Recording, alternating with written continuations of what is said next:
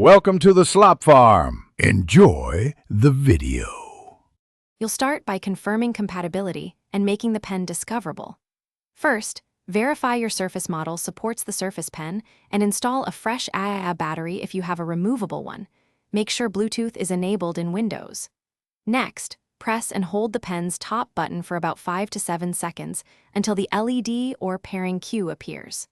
Once done, open Bluetooth settings on your Surface, choose the pen from the device list, and select Pair to establish the connection. Now configure how the pen behaves so it matches your workflow. Open Settings, go to Bluetooth and Devices, then Pen to assign actions for the top button, the side buttons, and the eraser. For example, set one to open OneNote, another to take screenshots.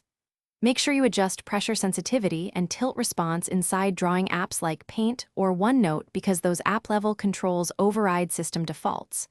Once you finish, test strokes, taps, and shortcuts in a quick note to confirm. To finish, adopt good habits and know how to recover from issues. Use a light, steady grip and moderate angle to avoid wearing the nib and to keep palm rejection working. Rotate the nib occasionally for even wear. Keep spare nibs and a battery or charge method available, and clean the pen tip and screen with a microfiber cloth. If the pen disconnects or is inconsistent, make sure Bluetooth is on, remove and repair the device, restart your Surface, and install any pending Windows updates. Thanks for watching. Consider subscribing if we helped you today.